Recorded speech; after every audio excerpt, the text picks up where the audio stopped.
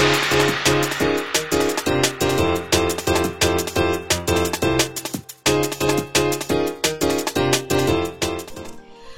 Assalamualaikum dan selamat sejahtera.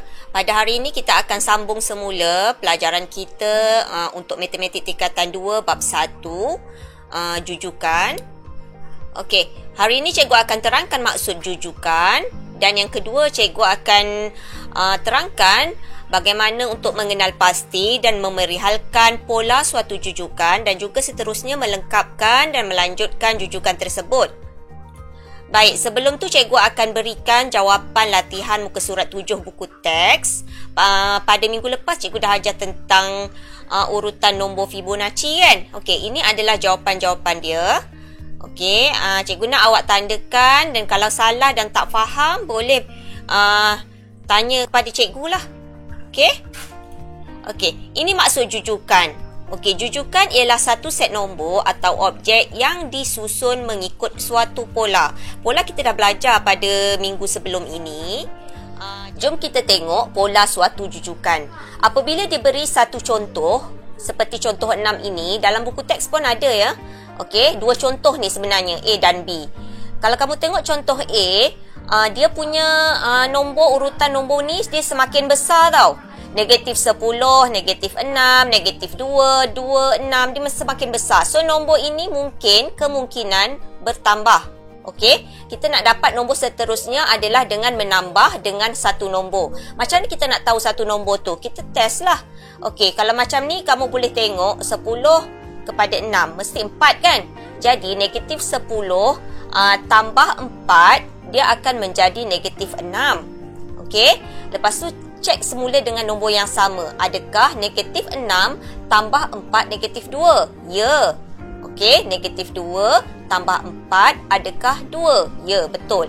So, bila dia punya pola tu sama, nombor yang kita tambah tu adalah nombor yang sama, maka dia adalah jujukan. Nampak? Kita menambah 4, maka urutan nombor ini ialah jujukan. Okey, kita tengok pula contoh yang B. Okey, contoh ni 4, 5.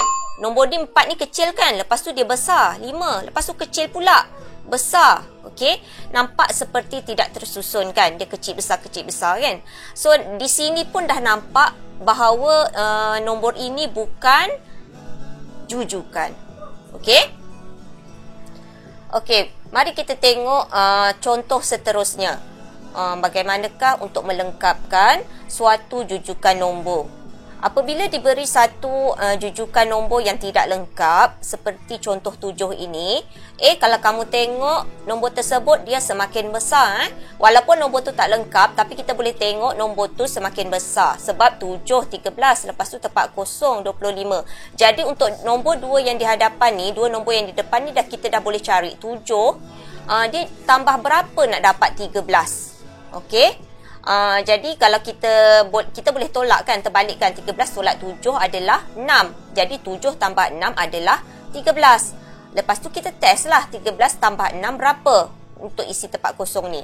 Lepas tu jawapan tersebut kita tambah dengan 6 lagi, adakah dapat 25? Kalau betul maka kita lengkapkanlah dia punya tempat kosong ni. Okey? Nombor A senang. Okey, B. Kalau kita tengok B pula, nombor ini semakin kecil. Okey, 88, 64, 52, dia semakin kecil. So kita tak boleh guna yang 88 ni sebab kita tak tahu nombor sebelah dia. Jadi kita guna nombor yang ni. Kita guna nombor yang 64 dan 52 ni. Okey, 64 pergi 52 kena tolak berapa? Okey, jadi kita tolaklah 64 tolak 52. Kita akan dapat 12. So sebenarnya dia menurun sebanyak 12. Jadi yang 88 ni pun kena tolak dengan 12 jugalah. Ini penyelesaian kat bawah ni. Okey, 12. Okey, yang kita dapat melalui nombor yang ada di sini. Okey, nak lengkapkan yang seterusnya pun macam tu. Kita kena tolak 12. Semua kena tolak dengan 12. Okey, mari kita tengok contoh C pula. Contoh C ni adalah nombor perpuluhan.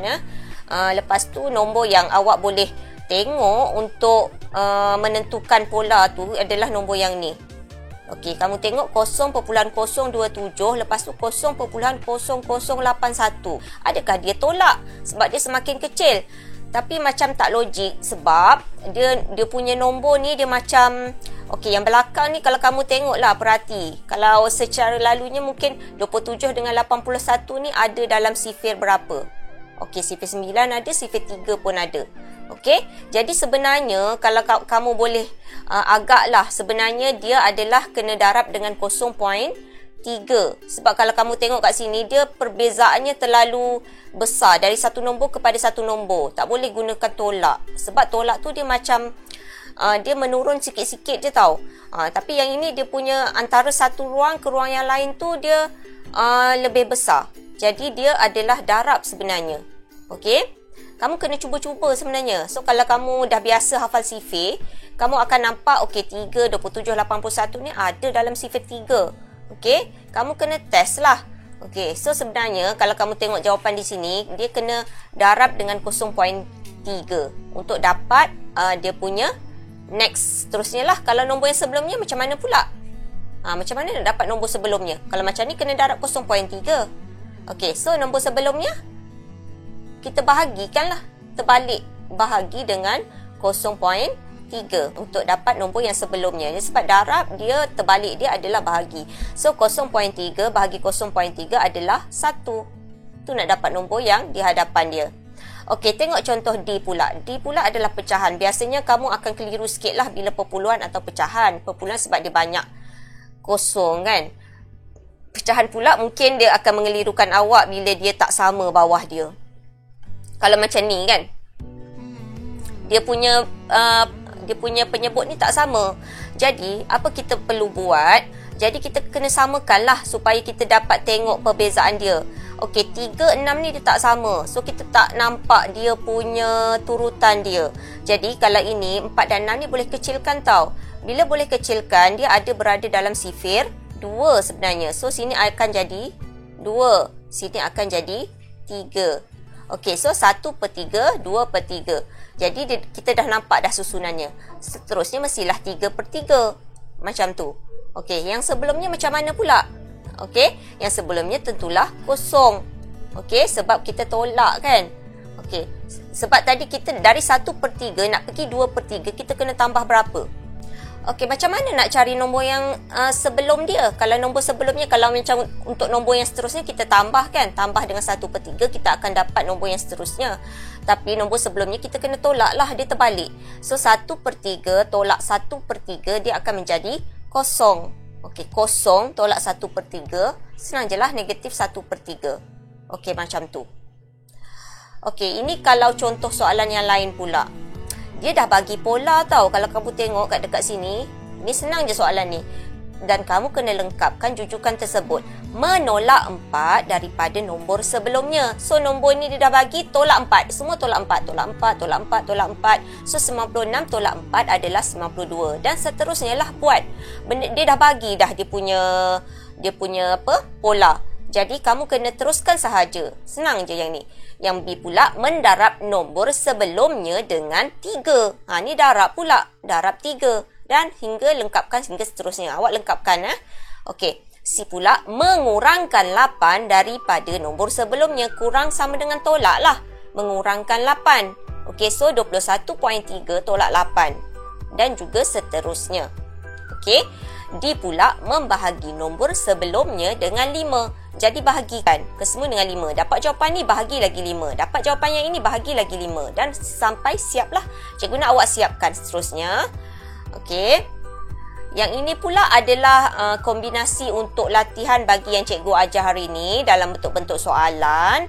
Okey, nombor 1 yang tadi, tentukan sama ada urutan nombor berikut ialah suatu jujukan ataupun bukan. Yang tadi contoh yang mana? Contoh yang ini. Kita nak tentukan dijujukan ke tidak. Itu saja. Okey, jawapannya sama ada ia jujukan ataupun bukan jujukan. Jadi, kamu kena buat apa? Okey, kena check lah. Kalau nombor A ni, contoh cikgu kasih satu contoh je. Okey, contoh A. 3, 18, 33, 48. Adakah dia suatu jujukan? Okey. 3, 18, 33, 48. Adakah dia suatu jujukan? Okey, nombor ini adalah bertambah. nombor bertambah pula. Nombor ini semakin membesar. Bila membesar, cikgu pernah cakap sebelum ni, sama ada kamu kena tambah ataupun kena darab. Kamu kena cubalah. Kalau dia tambah 3 campur berapa? 18. 3 campur 15 kan? Dia akan jadi 18. Okey, 3 campur 15, 18. Lepas tu kamu try lah. 18 campur 15 adakah 33? Kalau betul, maknanya dia polar lah. Okey, kalau misalnya tak lengkap, awak test pula darab macam tu lah. Awak kena cuba. Okey, dan seterusnya. Kamu tengok dulu dia punya pola, dia punya susunan nombor itu berkurang ke bertambah. Lepas tu kamu kena cuba sama ada darab, bahagi, tolak, semua tu awak kena cuba. Okey, sekiranya dia punya dia punya pertambahan nombor tu sama, itu adalah jujukan lah. Okey, nombor 2, lengkapkan jujukan nombor di bawah. Okey, ini macam cikgu terangkan pada contoh yang tadi. Kamu kena tengok 2 nombor yang bersebelahan yang ada macam ni dia berkurang kan? So, dia tolak. Kan? Tolak atau bahagi. Tapi tak mungkinlah bahagi. Sebab dia hanya berkurang sedikit saja. So, dia tolak. Kamu try lah tolak. Tolak berapa dapat ni tak. Dan seterusnya lengkapkan. Okey? Dan yang seterusnya adalah yang ini yang paling senang lah. Dia dah bagi pola, menambah 7 kepada nombor sebelumnya. Kamu tambah je lah 7 ke semuanya. Yang B ni pula membahagi nombor sebelumnya dengan 2. Pun sama, senang. Okey, so kamu kena lengkapkan latihan yang cikgu beri ini. Tak faham boleh PM cikgu. Okey, kita jumpa di kelas yang akan datang. Sekian, terima kasih. Assalamualaikum warahmatullahi wabarakatuh.